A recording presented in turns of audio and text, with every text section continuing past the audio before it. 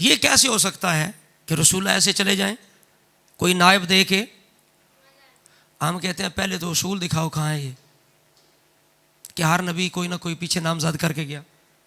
پہلے اصول دکھاؤ کدھر ہے؟ قرآن کی آیت دکھاؤ، کوئی حدیث دکھا دو. کوئی بھی نہیں ہے. پہلے اصول دکھاؤ نا، دلیل لاؤ.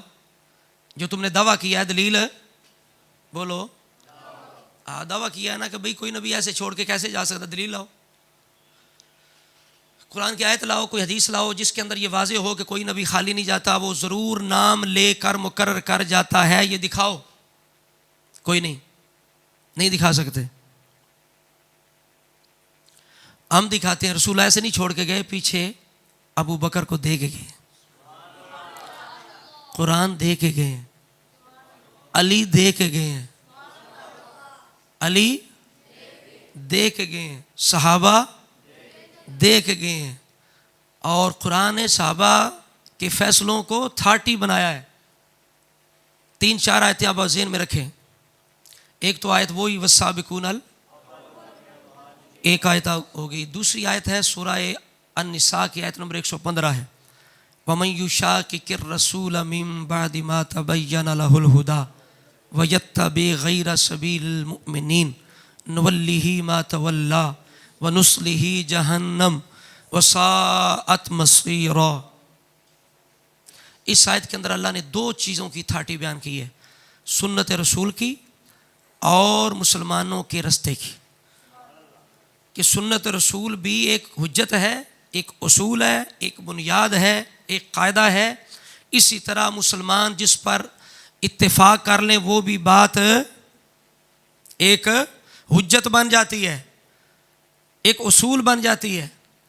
یہ چھوٹی سی بات نہیں ہے. امت کا آپس میں اتفاق کر لینا کسی مسئلے پہ، یہ چھوٹی سی بات نہیں ہے. وَيَتَّبِعْ غَيْرَ، فرمایا جو سنت کے خلاف کرے، مسلمانوں کے رستے کے خلاف کرے تو وہ کیا ہے؟ دنیا میں گمراہ ہے، آخر میں دوزخی ہے. تو اصول دے کے گئے ہیں رسول اللہ، قرآن دے کے گئے ہیں کہ اگر کسی بات پہ میرے صحابہ اتفاق کر لیں تو چھوٹی سی بات نہ سمجھنا. ٹھیک ہے. اور صحابہ کون؟ والسابقون الاولون من المہاجر. یہ ذہن میں رکھنا ہے، جنہیں امام کہا گیا ہے. جب وہ اتفاق کر لیں تو شک رہ سکتا ہے؟ بولیے. ایک اور آیت ہے سورہ شورا کے اندر حصہ ہے وَأَمْرُهُمْ شُورَىٰ بَيْنَهُمْ، وَأَمْرُهُمْ شُورَىٰ، کہ ان کے جو امور ہیں، ان کے معاملات وہ باہم شورا سے، مشورے سے طے پاتے ہیں.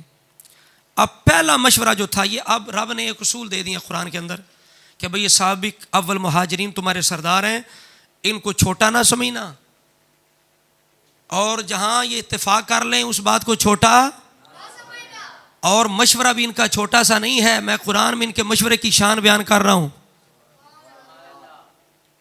تو رسول اللہ کے جانے کے بعد سب سے پہلا جو مشورہ تھا وہ ابو بکر صدیق کی خلافت کا تھا. وہ چھوٹا سا مشورہ ہے؟